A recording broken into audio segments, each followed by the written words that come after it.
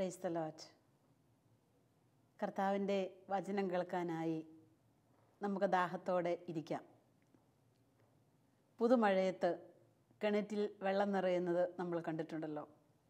അതുപോലെ കർത്താവിൻ്റെ വചനം വരണ്ടിരിക്കുന്ന നമ്മുടെ ഹൃദയങ്ങളിൽ നിറവാകാൻ വേണ്ടി നമുക്ക് പ്രാർത്ഥനയോടെ വചനം കേൾക്കാം. വിശുദ്ധ ലൂക്ക എഴുതിയ സുവിശേഷം 4-ാം അധ്യായം 38-ാമത്തെ വചനത്തിൽ നമ്മൾ ഇപ്രകാരം കാണുന്നുണ്ട്. അവൻ സിനഗോഗിൽ നിന്ന് എഴുന്നേറ്റ് ശിമയോൻ്റെ വീട്ടിലേക്ക് പോയി. ശിമയോൻ്റെ അമ്മായിമ്മ കലശലായ പനി ബാധിച്ച് കിടപ്പായിരുന്നു. ആളുകൾ അവൾക്ക് വേണ്ടി അവനോട് അപേക്ഷിച്ചു. അവൻ അവളുടെ അടുത്ത് ചെന്ന് പനിയെ ശാസിച്ചു. അത് അവളെ വിട്ടുമാറി. ഉടനെ അവൾ എഴുന്നേറ്റ് അവനെ ശുശ്രൂഷിച്ചു. രാവിലെ മുതൽ ഉള്ള തൻ്റെ സുവിശേഷ പ്രഘോഷണത്തിന് ഇടയിലുള്ള ഒരു സംഭവ വിവരണമാണ് ലൂക്കാ സുവിശേഷകൻ നമ്മുടെ മുൻപിൽ അവതരിപ്പിക്കുന്നത്. യേശു വളരെ ഒരു തിരക്കുള്ള ഒരു വ്യക്തിയായിരുന്നു. ഒന്നിൽ നിന്ന് മറ്റൊന്നിലേക്കുള്ള ഒരു യാത്ര, അതല്ലെങ്കിൽ ഒരു പ്രവർത്തനം. മടുപ്പോ ക്ഷീണമോ ഒന്നും വകവയ്ക്കാതെ പിതാവായ ദൈവം ഏൽപ്പിച്ച കാര്യങ്ങളെല്ലാം അതിൻ്റെ തീക്ഷ്ണതയിൽ ചെയ്യാനുള്ള പരിശ്രമത്തിലായിരുന്നു യേശു. അങ്ങനെയാണ് ശിമയോൻ്റെ വീട്ടിൽ എത്തുന്നത്. അവിടെ എത്തിയപ്പോൾ ശിമയോൻ്റെ അമ്മായിമ്മ പനി പിടിച്ച് കിടപ്പിലായിരുന്നുവെന്ന് നമ്മൾ കാണുകയാണ്. അപ്പോൾ അവിടെ ചെന്ന് കഴിഞ്ഞപ്പോൾ അവർ യേശുവിനോട് പറഞ്ഞു, ഈശോയെ, പത്രോസിൻ്റെ അമ്മായിമ്മയുടെ പനി പിടിച്ച് കിടക്കുവാണ്, സൗഖ്യം കൊടുക്കണം. മടുപ്പുണ്ട്, അധ്വാനത്തിൻ്റെ ക്ഷീണമുണ്ട്. പക്ഷേ ഈശോ അതൊന്നും വകവച്ചില്ല. കയറി ചെന്ന് പനിയെ ശാസിച്ചു. പനി അവളെ വിട്ടുമാറിയെന്ന് വചനത്തിൽ കാണുന്നു. പനി വിട്ടുപോയ ഉടനെ തന്നെ ഇവൾ എഴുന്നേറ്റ് അവരെ ശുശ്രൂഷിച്ചു, കർത്താവിനെ ശുശ്രൂഷിച്ചു. ഒരു വലിയ ശുശ്രൂഷയുടെ മനോഭാവം ഇവിടെ യേശുവിൽ നമ്മൾ കാണുന്നുണ്ട്. യേശു സുഖപ്പെടുത്തിയവരിലും നമ്മൾ കാണുന്നുണ്ട് ഈ ഒരു ശുശ്രൂഷയുടെ മനോഭാവം. ദൈവം നമ്മളെ ഏൽപ്പിച്ചിട്ടുള്ള കാര്യങ്ങളൊക്കെ അതിൻ്റെ പൂർണ്ണതയിൽ ചെയ്യാനുള്ള ഒരു മനോഭാവം നമ്മളിലൊക്കെ രൂപപ്പെടേണ്ടതായിട്ട് ഉണ്ട്. ഈ കഴിഞ്ഞ ദിവസങ്ങളിൽ മരണാസന്നനായ ക്യാൻസർ ബാധിതനായ ഒരു സഹോദരൻ പ്രാർത്ഥിക്കാനായിട്ട് വന്നു. അദ്ദേഹത്തിന് 3 പെൺമക്കളാണ് ഉള്ളത്. ആരുടെയും വിവാഹം കഴിഞ്ഞിട്ടില്ല. മൂത്ത മകള് പഠനമെല്ലാം കഴിഞ്ഞ് വീട്ടിലുണ്ട്. വിവാഹ ആലോചനയൊക്കെ തുടങ്ങിയപ്പോഴാണ് ഇദ്ദേഹത്തിൻ്റെ ഈ രോഗാവസ്ഥകളൊക്കെ അതിൻ്റെ കൂടുതലായിട്ട് അറിയിച്ചത്. അപ്പോൾ ഇദ്ദേഹം അവിടെ വന്നപ്പോൾ വൈദ്യശാസ്ത്രം പറഞ്ഞേക്കുന്നത് 2-3 മാസം കൂടെയൊക്കെ ജീവിക്കുള്ളൂ എന്നുള്ളതാണ്. ഇദ്ദേഹത്തിൻ്റെ സങ്കടം ഇതാണ്, എനിക്കെൻ്റെ മക്കളെ ആരെയും ഒരു ലക്ഷ്യത്തിലേക്ക് എത്തിക്കാനായിട്ട് സാധിച്ചില്ലല്ലോ എന്ന സങ്കടമാണ്. അപ്പം ജീവിത പങ്കാളി അരിയെ നിൽപ്പുണ്ട്. അപ്പം അവൾ പറയുകയാണ്, ചേട്ടൻ അതൊന്ന് ഓർത്ത് ബുദ്ധിമുട്ടണ്ട, മക്കളുടെ കാര്യങ്ങളൊക്കെ ഞങ്ങൾ ചെയ്തോളാം, കർത്താവ് അതിന് ഞങ്ങളെ സഹായിക്കും എന്ന് പറഞ്ഞപ്പോൾ ഈ ചേട്ടൻ പ്രതീക്ഷ ഉള്ള ഒരു മുഖത്തോടെ ഭാര്യയുടെ മുഖത്തേക്ക് നോക്കിക്കൊണ്ട് പറയുകയാണ്, ഞാൻ ചെയ്യേണ്ടത് ഞാൻ ചെയ്യണ്ടേ? അതല്ലെങ്കിൽ ഞാൻ ചെയ്യുന്നത് പോലെ മറ്റൊരാൾക്ക് അത് ചെയ്യാനായിട്ട് സാധ്യമല്ലല്ലോ. ഞാൻ ബാക്കി വെക്കുന്ന എൻ്റെ ഉത്തരവാദിത്തങ്ങൾ മറ്റൊരാൾ ചെയ്യുമ്പോൾ അതിന് പോരായ്മകൾ സംഭവിക്കുമല്ലോ എന്ന് ഇദ്ദേഹം പറഞ്ഞത് ഞാൻ ഓർക്കുകയാണ്. പ്രിയ സഹോദരി സഹോദരന്മാരെ, വാസ്തവത്തിൽ ദൈവം നമ്മളെ ഏൽപ്പിച്ചിട്ടുള്ള കാര്യങ്ങളൊക്കെ ഏറ്റവും മനോഹരമായി നമ്മൾ ചെയ്യുമ്പോൾ അതൊരു ശുശ്രൂഷ തന്നെയാണ്.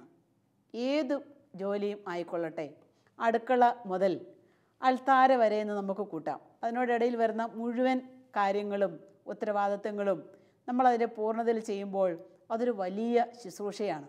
കർത്താവിനെ ശുശ്രൂഷ ചെയ്യുന്നത് പോലെ തന്നെ നമുക്കത് ചെയ്യാനായിട്ട് സാധിക്കാം. ഒരുപക്ഷെ മാസ ശമ്പളം നമ്മൾ കയ്യിൽ പറ്റുന്നുണ്ടാവാം, കുഴപ്പമില്ല. വീട്ടിൽ ശമ്പളമില്ലാത്ത പണിയായിരിക്കാം നമ്മൾ ചെയ്യുക, കുഴപ്പമില്ല. കഴിഞ്ഞ ദിവസം ഒരു സഹോദരി എന്നോട് പറഞ്ഞു, സിസ്റ്ററെ, ഞാൻ 12 മണിക്കൂറും അധ്വാനിക്കുന്നുണ്ട്, പക്ഷേ എനിക്ക് ശമ്പളമില്ല. എനിക്ക് പെട്ടെന്ന് കാര്യം മനസ്സിലായില്ല. ഞാൻ 12 മണിക്കൂറും അധ്വാനിക്കുന്നുണ്ട്, പക്ഷേ എനിക്ക് ശമ്പളമില്ല. എന്താണ് അധ്വാനം ചോദിച്ചപ്പോഴാണ് മനസ്സിലായത്, വീട്ടിലുള്ള ഉത്തരവാദിത്തങ്ങൾ മുഴുവനും രാവിലെ മുതൽ വൈകുന്നേരം വരെ ചെയ്തതിനെയാണ് ഈ സഹോദരി സൂചിപ്പിച്ചത് എന്നുള്ള കാര്യം. എങ്ങനെ ആയിക്കൊള്ളട്ടെ, ചെയ്യുന്ന ഓരോ പ്രവൃത്തികളും ഒരു ശുശ്രൂഷയാക്കി മാറ്റാനായിട്ട് സാധിക്കും. ഞാൻ നേരത്തെ ഉണ്ടായിരുന്ന ഒരു ഭവനത്തിൽ അവിടെ ശുശ്രൂഷയ്ക്ക് വരുന്ന ഒരു സഹോദരിയുണ്ട്. നമ്മുടെ സഹോദരിക്ക് മാസ ശമ്പളമൊക്കെ കൊടുക്കാറുണ്ട്. പക്ഷേ ആ ശമ്പളത്തിൽ കൂടുതൽ അധ്വാനം ആ സഹോദരി അവിടെ ചെയ്യുന്നത് കാണാനായിട്ട് ദീർഘവർഷക്കാലം എനിക്ക് കഴിഞ്ഞു. രാവിലെ ജോലിക്ക് വന്നാൽ 5 മണിക്ക് ജോലി നിർത്തി പോകാം, പക്ഷേ 7 മണി 7:30 വരെയൊക്കെ കിടന്ന് അവിടുത്തെ എല്ലാ പണികളും ഓടി നടന്ന് സ്വന്തം വന്ന പോലെ ചെയ്യും. ഒരു ദിവസം അദ്ദേഹത്തിൻ്റെ ഈ സഹോദരിയുടെ മൂത്ത മകൻ്റെ വിവാഹം എല്ലാം നടക്കാനുള്ള കാര്യങ്ങളൊക്കെ എടുത്തു. അപ്പം വിവാഹത്തിന് കുറച്ച് സഹായമൊക്കെ നമ്മൾ ആ കുടുംബത്തിന് കൊടുത്തു കഴിഞ്ഞപ്പോൾ ഈ സഹോദരി ചോദിച്ച ഒരു ചോദ്യം എൻ്റെ മനസ്സിൽ അന്നെന്ന പോലെ ഇന്നുമുണ്ട്. സിസ്റ്ററെ, എനിക്കിതിൻ്റെ ആവശ്യമില്ല. അപ്പം ഞാൻ പറഞ്ഞു, ചേച്ചി എത്രയോ മണിക്കൂറുകൾ അവിടെ കിടന്ന് ജോലിയെടുത്തു, ഞങ്ങളതിന് വേണ്ട ഒന്നും തന്നിട്ടില്ലല്ലോ. അവൻ പറയാണ്, സിസ്റ്റർ എനിക്ക് ആരോഗ്യമുള്ളതുകൊണ്ട്, ദൈവം എനിക്ക് തന്ന കഴിവുള്ളതുകൊണ്ട് എനിക്കതെല്ലാം ചെയ്യാൻ പറ്റി സിസ്റ്ററെ. ഞാനതൊന്നും ഒരു കൂലിക്ക് വേണ്ടി ചെയ്തതല്ല, ഒരു ശുശ്രൂഷ എന്നവണ്ണം കർത്താവിന് വേണ്ടി ഞാൻ ചെയ്തതാണ് എന്ന് ആ സഹോദരി പറഞ്ഞത് ഞാൻ ഓർക്കുകയാണ്. ഇങ്ങനെ നല്ല മനസ്സുള്ള കുറേയേറെ മനുഷ്യർ നമ്മുടെ എല്ലാ സ്ഥാപനങ്ങളിലും ഉണ്ടായിരുന്നെങ്കിൽ, ഇങ്ങനെയുള്ള നല്ല മനുഷ്യർ നമ്മുടെ ഭവനങ്ങളിൽ ഉണ്ടായിരുന്നെങ്കിൽ എത്രയോ മനോഹരമായിരുന്നു. ഇങ്ങനെയുള്ളവരുടെ സാന്നിധ്യം തന്നെ നമുക്ക് അനുഗ്രഹമാണ്. ഇങ്ങനെയുള്ള നല്ല മനുഷ്യരുടെ സാന്നിധ്യം തന്നെ നമുക്ക് അനുഗ്രഹമാണ്. അപ്പോൾ അവർ ശുശ്രൂഷ ചെയ്താൽ അവരതിനെക്കുറിച്ച് പിന്നെ ഒരു പിറുവിറുപ്പില്ല, പരാതിയില്ല, അതിനെക്കുറിച്ചൊരു കണക്ക് പറച്ചിലില്ല. അല്ലെ, കണക്ക് പറയല്ലേ, ഞാനത് ചെയ്തു, നീ ആ സമയത്ത് ഇത് ചെയ്തില്ല, ഞാനവിടെ കഠിനാധ്വാനം ചെയ്തു, അവർ കഠിനാധ്വാനം ചെയ്തില്ല. ചെയ്ത ശുശ്രൂഷയെക്കുറിച്ചും പിന്നെ നമ്മൾ അങ്ങോട്ടും ഇങ്ങോട്ടും ഒരു കണക്കും പരാതിയൊക്കെ പറയുന്ന ഒരു ശീലമുണ്ട്. പക്ഷേ ഇതങ്ങനെ ഒന്നുമേ ഇല്ല. പ്രിയപ്പെട്ടവരെ, ഇത് ദൈവം കൊടുക്കുന്ന ഒരു വരമാണ് എന്ന് നമുക്ക് പറയാനായിട്ട് സാധിക്കും. ദൈവം കൊടുക്കുന്ന ഒരു കൃപയാണ് എന്ന് കാണാനായിട്ട് സാധിക്കും. ഇവിടെ ഈ ശിമെയോൻ്റെ അമ്മായിമ്മ പനിയിൽ നിന്നെല്ലാം അവൾ മുക്തയായി കഴിഞ്ഞപ്പോൾ അവൾ എഴുന്നേറ്റ് അവരെ ശുശ്രൂഷിച്ചു എന്ന് വചനത്തിൽ നമ്മൾ കാണുമ്പോൾ നമ്മുടെ ഓരോ അധ്വാനവും ഒരു ശുശ്രൂഷയാണ് എന്നുള്ള കാര്യം നമ്മൾ മറക്കരുത്. ദൈവത്തിൻ്റെ മനസ്സിന് ഇണങ്ങിയതുപോലെ നമ്മൾ ശുശ്രൂഷ ചെയ്യുന്നവരാണെങ്കിൽ നമുക്കൊത്തിരി സമയമുണ്ട് ഇതിനൊക്കെ വേണ്ടിയിട്ട്. കർത്താവ് ഒത്തിരിയേറെ അധ്വാനിച്ച ഒരു വ്യക്തിയാണെന്ന് നമ്മൾ നേരത്തെ കണ്ടുവല്ലോ. രാവും പകലും എല്ലാം അധ്വാനിച്ചിരുന്നു. പിതാവായി ദൈവം ഏൽപ്പിച്ച ഉത്തരവാദിത്തങ്ങൾ അതിൻ്റെ പൂർണ്ണതയിൽ ചെയ്യാനായിട്ടുള്ളതായിരുന്നു. ചില ഓഫീസുകളിലൊക്കെ ഞാൻ ഒരുപാട് മനുഷ്യരെ കണ്ടിട്ടുണ്ട്, സമയം കഴിഞ്ഞു വരുന്ന് വർക്ക് ചെയ്യുന്നവർ. പ്രത്യേക ശമ്പളമൊന്നും അവർക്ക് അതിൻ്റെ പേരിൽ അവിടെ കൊടുക്കാറില്ല. ഒരു ആനുകൂല്യമൊന്നും ചിലപ്പം കാണിച്ചെന്ന് വരാം, ചിലപ്പോൾ കാണിച്ചില്ലെന്ന് വരാം. ഇങ്ങനെ ശുശ്രൂഷ ചെയ്യുന്നവരോട് മടുത്തോ ഭക്ഷണം കഴിച്ചോ എന്ന് പോലും ചിലപ്പോൾ ആരും ചോദിച്ചു എന്ന് വരില്ല. പക്ഷെ അവർക്കൊരു സമർപ്പണമുണ്ട്. അത് പണത്തിന് വേണ്ടിയിട്ടുള്ളൊരു സമർപ്പണമല്ല, അത് ദൈവത്തോടുള്ള അവരുടെ സ്വർഗ സമർപ്പണമാണ്. ഈ സ്വർഗ സമർപ്പണത്തിന് ദൈവം വിലയിടും. ദൈവം അവരുടെ അധ്വാനത്തെ കാണും. തക്ക സമയത്ത് ദൈവം അവരെ ഉയർത്തും, ദൈവം അവരെ അനുഗ്രഹിക്കും. അതല്ലേ വചനത്തിൽ കാണുന്നത്, ദൈവത്തിൻ്റെ ശക്തിയുള്ള കരത്തിൻ്റെ കീഴിൽ താഴ്മയോടെ നിൽക്കുവിൻ, തക്ക സമയത്ത് അവിടുന്ന് നിങ്ങളെ ഉയർത്തിക്കൊള്ളും. ദൈവത്തിൻ്റെ സമയം വരെയും ദൈവം ഏൽപ്പിച്ച ശുശ്രൂഷകൾ ചെയ്യാൻ നമുക്ക് സാധിക്കണം. മടി അല്ലെങ്കിൽ ഉറക്കം, അലസത, ഇതൊക്കെ മൂലം ഒത്തിരി സമയങ്ങൾ നമ്മൾ നഷ്ടപ്പെടുത്താറുണ്ട്. നമ്മൾ ഈ ആവശ്യത്തിനധികമായി കിടന്ന് ഉറങ്ങുന്ന ഈ സമയങ്ങളൊക്കെ അവരിന് ഒരു ശുശ്രൂഷ ചെയ്യുവാനായി നമ്മൾ മാറ്റിവെക്കുകയാണെങ്കിലോ എന്തോരം വൻ കാര്യങ്ങൾ ഈ ലോകത്തിൽ നമുക്ക് ചെയ്യുവാനായിട്ടുണ്ട്. അങ്ങനെ അനേകർ നമ്മളെ ഓരോരുത്തരെയും കാത്തിരിപ്പുണ്ട് എന്നുള്ളതാണ് സത്യം. അനേകം മനുഷ്യർ നമ്മളെ ഒന്ന് കാത്തിരിക്കുകയാണ്, നമ്മളൊന്ന് പ്രാർത്ഥിക്കാൻ, അല്ലെ നമ്മളെ ഒന്ന് കേൾക്കാൻ, നമ്മുടെ ഒരു ശുശ്രൂഷ വേണ്ടവർ, നമ്മുടെ സമയം വേണ്ടവർ, നമ്മുടെ ആരോഗ്യം വേണ്ടവർ, നമ്മുടെ ബുദ്ധി വേണ്ടവർ, ഇങ്ങനെ ഒരുപാട് പേരെ ദൈവം നമുക്ക് ചുറ്റും ക്രമീകരിച്ചിട്ടുണ്ട്. അപ്പം എല്ലാ ശുശ്രൂഷകൾക്കും ചിലപ്പം നമുക്ക് വേണ്ട രീതിയിലുള്ള പ്രോത്സാഹനമോ അംഗീകാരമോ ഒന്നും കിട്ടിയെന്ന് വരികയില്ല. പക്ഷേ നമ്മുടെ ചില പ്രവർത്തനങ്ങളിലൊക്കെ ഒരു കുരിശിൻ്റെ നിഴൽ കർത്താവ് വീഴിക്കും.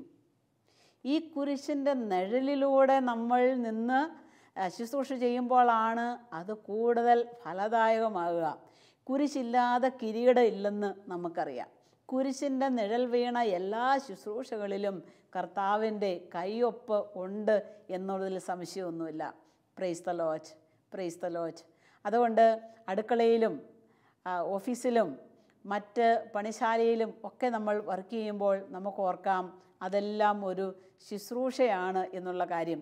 കർത്താവിൻ്റെ മഹത്വത്തിന് വേണ്ടി നമ്മൾക്ക് ചെയ്യാനായിട്ട് ദൈവം ഏൽപ്പിച്ചിട്ടുള്ള ഒത്തിരി കാര്യങ്ങളുണ്ട്. അതെല്ലാം അതിൻ്റെ പൂർണ്ണതയിൽ നമ്മൾ ചെയ്യുമ്പോൾ ദൈവത്തിൻ്റെ കൃപാവരം, ദൈവത്തിൻ്റെ അഭിഷേകമാണ് നമ്മൾക്ക് കിട്ടുന്നത് എന്നുള്ള കാര്യത്തിൽ സംശയമൊന്നുമില്ല. തിരുവചനങ്ങളിലേക്ക് നമ്മൾ യാത്രയാകുമ്പോൾ നമ്മൾ വചനത്തിൽ ഇപ്രകാരം കാണുന്നുണ്ട്. സുഭാഷിതങ്ങളുടെ പുസ്തകത്തിൻ്റെ 16-ാം അധ്യായത്തിൻ്റെ 7-ാമത്തെ വചനം. ഒരുവൻ്റെ വഴികൾ കർത്താവിന് പ്രീതികരമായിരിക്കുമ്പോൾ ശത്രുക്കൾ പോലും അവനോട് ഇണങ്ങിക്കഴിയുന്നു. ഒരുവൻ്റെ വഴികൾ കർത്താവിന് പ്രീതികരമാകുമ്പോൾ ശത്രുക്കൾ പോലും അവനോട് ഇണങ്ങിക്കഴിയുന്നു. നല്ല മനുഷ്യരില്ലേ? അങ്ങനെ ഒരുപാട് മനുഷ്യരുണ്ട് ശുശ്രൂഷകൾ ചെയ്ത് ശത്രുക്കളെ പോലും ആകർഷിക്കുന്ന നല്ല മനുഷ്യർ. അപ്പോൾ ദൈവം നമുക്ക് തന്നേക്കുന്ന സമയം നമുക്ക് നല്ല രീതിയിൽ ഉപയോഗിക്കാം. നമ്മൾ തിരുവചനത്തിലേക്ക് യാത്രയാകുമ്പോൾ ലൂക്കാസ് സുവിശേഷത്തിൽ ചെല്ലുമ്പോൾ പരിശുദ്ധ അമ്മയെ നമ്മൾ കാണുന്നുണ്ട്. പരിശുദ്ധ അമ്മ തൻ്റെ ഉദരത്തിലുള്ള ഈശോയും കൊണ്ട് ഏലീശായുടെ ഭവനത്തിലേക്ക് തിടുക്കത്തിൽ യാത്രയാവുകയാണ്. എന്തിനാണ്? ഏലീശായെ ശുശ്രൂഷിക്കാനുള്ള ഒരു ഓട്ടമാണത്. ഏലീശായെ ശുശ്രൂഷിക്കുക, വീട്ടിൽ പോവുക, കാര്യങ്ങളൊക്കെ ചെയ്തു കൊടുക്കുക, സഹായിക്കുക. ഒരുപാട് വീട്ടുജോലികളിൽ പരിശുദ്ധ അമ്മയ്ക്കൊണ്ട് ആകുന്നതുപോലെ ഉള്ള ശുശ്രൂഷകൾ ചെയ്ത് കൊടുത്തു. പ്രിയപ്പെട്ടവരെ, ദൈവം നമുക്ക് തന്നിട്ടുള്ള മുഴുവൻ സാധ്യതകളും അതിൻ്റെ രീതിയിൽ ശുശ്രൂഷകൾക്കായിട്ട് ഉപയോഗിക്കാനായിട്ട് നമ്മൾക്ക് സാധിക്കണം. ഈ കഴിഞ്ഞ ദിവസം വലത് കൈക്ക് അല്പം ഒരു സ്വാധീനക്കുറവുള്ള ഒരു സഹോദരനെ കണ്ടുമുട്ടി. ആ സഹോദരനോട് ഞാൻ ചോദിച്ചു, കൈക്ക് എന്തു പറ്റി? ഉടനെ അദ്ദേഹം പറഞ്ഞു, വാഹനം ഓടിച്ചു പോവുകയായിരുന്നു, എതിരെന്ന് ഒരു ലോറി വരുന്നുണ്ടായിരുന്നു. ഇവർ ലൈറ്റ് അടിച്ചിട്ടും ഓണടിച്ചിട്ടും ഒന്നും ലോറി വഴി മാറുന്നില്ല. അതിങ്ങനെ വളഞ്ഞ് വരികയാണ്. അപ്പോൾ ഇദ്ദേഹത്തിന് മനസ്സിലായി ആ ഡ്രൈവർ ഉറങ്ങിപ്പോയേക്കാണ്. ഇദ്ദേഹം എന്ത് ചെയ്തു? അവരെ ലോറിക്കാരനെ രക്ഷിക്കണം, ഇദ്ദേഹത്തിന് രക്ഷപ്പെടണം. അതുകൊണ്ട് ഇദ്ദേഹം ഈ വണ്ടി മാക്സിമം ഇങ്ങനെ സൈഡാക്കി കൊണ്ടുപോയി ഒരു മരത്തെ കൊണ്ടുപോയി മുട്ടിച്ചു. പക്ഷേ വണ്ടിക്ക് കുറച്ച് കേടുപാടുകളുണ്ടായി. എങ്ങനെയാണെന്നറിയത്തില്ല. ആ അപകടത്തെ തുടർന്ന് അദ്ദേഹം പറയുകയാണ്, വലത് കൈക്ക് കാര്യമായ ഒരു പരിക്കേറ്റു. ലോറി അപകടത്തിൽപ്പെട്ടു, പക്ഷേ അവർക്ക് വലിയ അപകടം ഉണ്ടായില്ല, ആൾക്കാരൊക്കെ രക്ഷപ്പെട്ടു. ഇദ്ദേഹം പറയാണ്, സിസ്റ്റർ, എനിക്കിന്ന് ഈ കൈ ഇങ്ങനെ ഇരിക്കുന്നത് കാണുമ്പോൾ അവരെ ആ ലോറിയിൽ ഉണ്ടായിരുന്ന 2 പേരെ രക്ഷിക്കാനായിട്ട് സാധിച്ചല്ലോ എന്നുള്ള വലിയൊരു സന്തോഷമുണ്ടെന്ന്. എന്നിട്ട് അദ്ദേഹം എന്നോട് ഒരു തിരുവചന ഭാഗം പറഞ്ഞു. ആ തിരുവചന ഭാഗം ഇതാണ്. സങ്കീർത്തന പുസ്തകങ്ങളിൽ 82-ാം അധ്യായത്തിൻ്റെ 6-ന്റെ ബിയിൽ നമ്മൾ ഇപ്രകാരം കാണുകയാണ്. ഇത് ആ സഹോദരൻ എന്നോട് പറഞ്ഞ തിരുവചന ഭാഗമാണ്. നിങ്ങൾ ദൈവങ്ങളാണ്, നിങ്ങൾ എല്ലാവരും അത്യുന്നതൻ്റെ മക്കളാണ്, ദൈവം വസിക്കുന്ന നമ്മൾ സംപൂജ്യരാണ്. നമ്മൾ ദൈവങ്ങളാണ്, അത്യുന്നതൻ്റെ പുത്രന്മാരാണ്, ദൈവത്തിൻ്റെ മക്കളാണ്, ദൈവം വസിക്കുന്ന നമ്മൾ സംപൂജ്യരാണ്. ദൈവം വസിക്കുന്ന ആ ഒരു അനുഭവത്തോടു കൂടെ അവരന് നന്മ ചെയ്യുവാൻ, അവരന് ശുശ്രൂഷ ചെയ്യുവാൻ നമ്മൾ റെഡിയാകുമ്പോൾ ഒരുപാട് കൃപകൾ നമ്മൾ നിറയാണ്. കഴിഞ്ഞ ദിവസം ഗവൺമെൻറ് ആശുപത്രിയിൽ പോകാനായിട്ട് ഒരു അവസരം കിട്ടി. അവിടെ ചെന്നപ്പോൾ അവിടെ കുറേ ജീസസ് യൂത്തിലെ പിള്ളേർ ഫുൾ ടൈമേഴ്സായിട്ട് ആ ഗവൺമെൻറ് ആശുപത്രിയിലുണ്ട്. ഞങ്ങൾ ചെന്നിറങ്ങിയത് ഈ കുട്ടികൾ ഓടി വന്നു, എന്ത് വേണം? ഞങ്ങൾ ചെന്നപ്പോൾ മാത്രമല്ല, ആരവിടെ ചെല്ലുന്നോ അവർക്കൊക്കെ സഹായത്തിനായിട്ട് അവരവിടെ ഓടിയെത്തുകയാണ്. ചോദിച്ചപ്പോൾ ആ യുവാക്കന്മാർ പറഞ്ഞത് പ്രകാരമാണ്, സിസ്റ്റർ, 1 വർഷത്തേന് കർത്താവിന് വേണ്ടി ഫുൾ ടൈമായിട്ട് ശുശ്രൂഷ ചെയ്യുവാനായിട്ട് ഞങ്ങളുടെ ആരോഗ്യത്തെ, ഞങ്ങളുടെ കഴിവിനെ ഞങ്ങൾ ദശാംശമായിട്ട് കർത്താവിന് കൊടുത്തേക്കാണ്. നല്ല യുവത്തുടുമ്പുകൾ, എത്രയോ പേർക്ക് അതൊരു ഉപകാരമായി. ഞങ്ങൾക്കും വലിയ പരിചയമില്ലായിരുന്നു, പക്ഷെ ഇവരെല്ലാ കാര്യങ്ങളിലും ഞങ്ങളെ സഹായിച്ചു. അങ്ങനെ അവിടെ വരുന്ന ഓരോ മനുഷ്യർക്കും ഇവർ സഹായം എത്തിച്ചു കൊടുക്കുകയാണ്. ഒരു പ്രതിഫലവും ഇല്ല, ഒരു 5 പൈസ പോലും അവർക്ക് വേണ്ടി ആരും കൊടുത്തിട്ടൊന്നുമില്ല, കൊടുക്കുന്നുമില്ല. അവർ ഫ്രീ ആയിട്ട് നിന്ന് കർത്താവിന് വേണ്ടി ശുശ്രൂഷ ചെയ്യുകയാണ്. ഇതുപോലെ എത്രയോ അനാഥാലയങ്ങളിൽ, വൃദ്ധമന്ദിരങ്ങളിൽ, ആരോരുമില്ലാത്ത ആൾക്കാരെ നോക്കുന്നവരിടയിൽ പോയി എത്രയോ മനുഷ്യർ അവർക്ക് വേണ്ടി ശുശ്രൂഷ ചെയ്തു കൊടുക്കുന്നുണ്ട്. ആരോഗ്യം നോക്കാറില്ല, സമയം നോക്കാറില്ല, മറ്റൊന്നും നോക്കാറില്ല. ഒരുപാട് നല്ല ശുശ്രൂഷകൾ. ഈ കഴിഞ്ഞ ദിവസം ഒരു ഡോക്ടർ പങ്കുവച്ച പ്രകാരമാണ്. ആ സഹോദരി എന്നോട് പറഞ്ഞു, സിസ്റ്റർ പാലിയേറ്റീവ് കെയറിൽ ഞാൻ പോയി ശുശ്രൂഷ ചെയ്യുന്നുണ്ട്, ഒരു 5 പൈസ പോലും ഞാൻ ആരുടെ കയ്യിൽ നിന്നും വാങ്ങാറില്ല. എൻ്റെ ഒരു ശുശ്രൂഷയായിട്ട് ഞാനതിനെ കാണുകയാണ്. എനിക്ക് സന്തോഷം തോന്നി ആ ഡോക്ടർ അങ്ങനെ പറഞ്ഞപ്പോൾ. അങ്ങനെ എത്രയോ മനുഷ്യർ അവരുടെയൊക്കെ ദൈവം കൊടുത്ത കഴിവനുസരിച്ച്, സാഹചര്യങ്ങളനുസരിച്ച് ദൈവത്തിന് വേണ്ടി, ദൈവരാജ്യത്തിന് വേണ്ടി ശുശ്രൂഷ ചെയ്യുന്നവരുണ്ട്. കർത്താവിൻ്റെ ജീവിതം മുഴുവനും ഇതായിരുന്നു, ശുശ്രൂഷകളായിരുന്നു. രാവിലെ മുതൽ വൈകുന്നേരം വരെയുള്ള അധ്വാനം കഴിയുമ്പോഴും യേശുവിൻ്റെ അടുത്ത് രോഗികൾ ഒരുപാട് പേര് എത്തുന്നു. വചനത്തെ നമ്മൾ കാണുന്നുണ്ട്. തൻ്റെ അടുത്തെത്തിയ മുഴുവൻ രോഗികളുടെയും ശിരസിൽ അവൻ കരങ്ങൾ വെച്ച് അനുഗ്രഹിച്ച് അവരെ പറഞ്ഞയച്ചു. വിശക്കുന്നവരെ ഭക്ഷണം കൊടുത്ത് അവൻ തൃപ്തരാക്കി. വചനത്തിന് വേണ്ടി ദാഹിച്ചു വന്നവർക്ക് വചനം കൊടുത്ത് അവരെ അവൻ ആശ്വസിപ്പിച്ച് പറഞ്ഞയച്ചു. രോഗസൗഖ്യം വേണ്ടവർക്ക് രോഗസൗഖ്യം കൊടുത്ത് പറഞ്ഞയച്ചു. ദൈവരാജ്യത്തിൻ്റെ പ്രവൃത്തിയിൽ യേശു സദാ സന്നിഹിതനായിരുന്നു. പ്രിയപ്പെട്ടവരെ, ഈ ഒരു ദൈവരാജ്യത്തിലാണ് ഇത്തരത്തിലുള്ള എളിയ ശുശ്രൂഷകൾ നമ്മൾ ചെയ്യുമ്പോൾ നമ്മളും പങ്കു ചേർന്നുകൊണ്ടിരിക്കുന്നത് എന്നുള്ള കാര്യം മറക്കരുത്. ഒരു വീടിനെ സംബന്ധിച്ച് ആ വീട്ടിൽ ജോലി ചെയ്യുന്ന ഒരു വീട്ടമ്മ, അവൾ ദൈവമഹത്വത്തിന് വേണ്ടിയിട്ടുള്ള പ്രവൃത്തികളാണ് ആ വീട്ടിൽ ചെയ്തുകൊണ്ടിരിക്കുന്നത്. ഭക്ഷണം ഉണ്ടാക്കുന്നതും, കുഞ്ഞുങ്ങളെ നോക്കുന്നതും, വീട് അടിച്ചു വാരുന്നതും വൃത്തിയാക്കുന്നതും എല്ലാ കാര്യങ്ങളും അതൊരു ശുശ്രൂഷയാണ്, ദൈവം എന്നെ ഏൽപ്പിച്ചതാണ് എന്നൊരു മനസ്സിന് ബോധ്യമുണ്ടെങ്കിൽ അവരായിരിക്കുന്ന അവസ്ഥയിൽ നിന്നുകൊണ്ട് എല്ലാ കാര്യങ്ങളും അതിൻ്റെ തികവിൽ, അതിൻ്റെ മനോഹാരിതയിൽ നന്നായി ചെയ്യുവാനായിട്ട് അവർക്ക് സാധിക്കുകയാണ്. ദൈവം അവരെ അനുഗ്രഹിക്കുകയാണ്. വീണ്ടും തിരുവചനത്തിലേക്ക് നമ്മൾ കടന്നു ചെല്ലുമ്പോൾ യോഹന്നാൻ്റെ സുവിശേഷത്തിൻ്റെ 14-ാം അധ്യായത്തിൻ്റെ 1-ാമത്തെ വചനത്തിൽ നമ്മൾ പ്രകാരം കാണുകയാണ്, നിങ്ങളുടെ ഹൃദയം അസ്വസ്ഥമാകേണ്ട, ദൈവത്തിൽ വിശ്വസിക്കുവിൻ, എന്നിലും വിശ്വസിക്കുവിൻ. നമ്മുടെ പ്രവർത്തികൾക്കുള്ള ശക്തി ഇവിടെയാണ്. നിങ്ങളുടെ ഹൃദയം അസ്വസ്ഥമാകേണ്ട. ഇതൊക്കെ ചെയ്താൽ എനിക്ക് എന്ത്? അതല്ല, ദൈവം നമുക്ക് വേണ്ടുന്നത് അതാത് സമയത്ത് തന്നുകൊള്ളും. ദൈവത്തിൽ വിശ്വസിക്കുവിൻ, എന്നിലും വിശ്വസിക്കുവിൻ. അതാണ് യേശു പറഞ്ഞത്. നിങ്ങളുടെ ഹൃദയം ഉത്കണ്ഠയിലേക്ക് പോകേണ്ട, ഭാരത്തിലേക്ക് പോകേണ്ട, ബുദ്ധിമുട്ടിലേക്ക് പോകേണ്ട കാര്യമില്ല. ദൈവത്തിന് വേണ്ടി ഒരുവൻ അധ്വാനിക്കുമ്പോൾ ആ ജീവിതത്തെ ഏറ്റെടുത്ത് അനുഗ്രഹമാക്കാനുള്ള കഴിവ് ദൈവത്തിനുണ്ട് എന്നുള്ള കാര്യത്തിൽ നമുക്ക് സംശയമൊന്നുമില്ല. യേശുവിൻ്റെ ഒരു ദാഹം ആത്മാക്കൾക്ക് വേണ്ടിയിട്ടുള്ള ദാഹമായിരുന്നു. യേശു പറഞ്ഞു, എനിക്ക് ദാഹിക്കുന്നു. ആത്മാക്കൾക്ക് വേണ്ടിയിട്ടുള്ള യേശുവിൻ്റെ ഈ ദാഹം ഇന്നും ഈ ഭൂമിയിൽ തുടർന്നുകൊണ്ടേ ഇരിക്കുകയാണ്. ഈ ദാഹം ഈ ഭൂമിയിൽ തീർക്കേണ്ട ഉത്തരവാദിത്വം എനിക്കാണ്, എന്നെ കേൾക്കുന്ന നിങ്ങൾക്ക് ഓരോരുത്തർക്കുമാണ്. ആത്മാക്കൾക്ക് വേണ്ടിയുള്ള യേശുക്രിസ്തുവിൻ്റെ ദാഹം ഈ ഭൂമിയിൽ ശമിപ്പിക്കേണ്ടവർ നമ്മൾ ഓരോരുത്തരുമാണ്. Hallelujah, hallelujah. വീണ്ടും കർത്താവിൻ്റെ വചനത്തിലേക്ക് നമ്മൾ നടന്നെടുക്കുമ്പോൾ നമ്മൾ കാണുന്നുണ്ട് യേശുവിൻ്റെ ആ വലിയ ഒരു നഷ്ടപ്പെട്ടതിന് വേണ്ടിയിട്ടുള്ള ഒരു അന്വേഷണം, നഷ്ടപ്പെട്ട ഒന്നിനു വേണ്ടിയിട്ടുള്ള ആ ഒരു അന്വേഷണം ഇന്നും നമ്മളിലൂടെ നടക്കണം.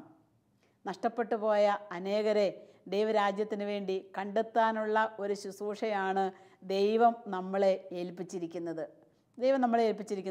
നമ്മുടെ ശുശ്രൂഷകൾ ദൈവത്തിൻ്റെ ഹിതപ്രകാരം അല്ല എങ്കിലുണ്ടല്ലോ, നമ്മുടെ ശുശ്രൂഷകൾ ഏറ്റെടുക്കുന്നവർക്ക് അവർക്കൊരു സന്തോഷം കാണുകയില്ല.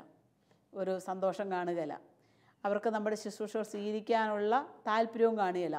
നമ്മളിങ്ങനെ പുറവുകൊണ്ടാണ് ചെയ്യുന്നതെങ്കിൽ, സ്നേഹമില്ലാതെയാണ് ചെയ്യുന്നതെങ്കിൽ ആ ശുശ്രൂഷകൾ സ്വീകരിക്കുന്നവർക്ക് ഒരു സന്തോഷം ഉണ്ടാകുകയില്ല. അപ്പോൾ ഒരു ശുശ്രൂഷകന് ദൈവത്തിൻ്റെ ഹിതപ്രകാരം ശുശ്രൂഷ ചെയ്യുന്നവനായിരിക്കണം, സന്തോഷത്തോടെ ചെയ്യുന്നവനായിരിക്കണം, സമാധാനത്തോടെ ചെയ്യുന്നവനായിരിക്കണം. യേശു പിതാവിൻ്റെ ഇഷ്ടം മുഴുവനും അനുവർത്തിച്ചു. യേശുവിനെ ഇഷ്ടമില്ലാത്തവരുടെ ഇടയിലും യേശു പ്രവർത്തിച്ചിരുന്നല്ലോ. അപ്പസ്തോലന്മാരും അങ്ങനെ തന്നെയാണ്. അവരെ സ്വീകരിക്കാത്ത ഇടങ്ങളിലും അവർ അവിടെ ചെന്നു. കർത്താവിൻ്റെ വചനത്തിന് അവർ സാക്ഷികളായി. അപ്പോൾ നമ്മളെ ആഗ്രഹിക്കാത്തവരുടെ ഇടയിലും പോയി ശുശ്രൂഷ ചെയ്യുവാനുള്ള ഒരു അനുഗ്രഹം ദൈവം നമ്മൾക്ക് തന്നിട്ടുണ്ട്. ആ ഒരു ഉത്തരവാദിത്വം ദൈവം നമ്മളെ ഏൽപ്പിച്ചിട്ടുണ്ട്. അപ്പസ്തോലന്മാർ പോയ വഴിയിലൂടെ യാത്ര ചെയ്യുവാനുള്ള ഒരു നല്ല മനസ്സ് നമുക്കുണ്ടായിരിക്കണം. അധികാരികളെ നമ്മൾ അനുസരിക്കണം. പിതാവായ ദൈവത്തിൻ്റെ മനസ്സിന് ഇണങ്ങിയതുപോലെ നമ്മൾ ശുശ്രൂഷ ചെയ്യണം. ഇഷ്ടമില്ലാത്ത ഇടങ്ങളിൽ പോലും കർത്താവിന് വേണ്ടി വേല ചെയ്യുന്നവരും ശുശ്രൂഷ ചെയ്യുന്നവരും ആകാനുള്ള വലിയൊരു അനുഗ്രഹം ദൈവം നമുക്ക് തന്നിട്ടുണ്ട്. നമ്മളത് ചെയ്യണം. തിരുവചനത്തിലേക്ക് കടന്നു ചെല്ലുമ്പോൾ മത്തായി സുവിശേഷം 20-ാം അധ്യായത്തിൻ്റെ 28-ാമത്തെ തിരുവചനത്തിൽ ഇപ്രകാരം നമ്മൾ കാണുകയാണ്: ശുശ്രൂഷിക്കപ്പെടാനല്ല, ശുശ്രൂഷിക്കാനും അനേകരുടെ മോചനദ്രവ്യമായി സ്വജീവൻ കൊടുക്കുവാനുമാണ് മനുഷ്യപുത്രൻ വന്നിരിക്കുന്നത്. ശുശ്രൂഷിക്കപ്പെടാനല്ല, ശുശ്രൂഷിക്കാൻ, അനേകരെ ശുശ്രൂഷിക്കുവാൻ. കർത്താവിൻ്റെ രക്ഷയാണ്, കർത്താവിൻ്റെ പ്രകാശമാണ് എന്ന് ഏറ്റുപറഞ്ഞുകൊണ്ട് അനേകരെ ശുശ്രൂഷിക്കാനുള്ള ഈ വരമാണ് കർത്താവ് നമുക്ക് തന്നിരിക്കുന്നത്.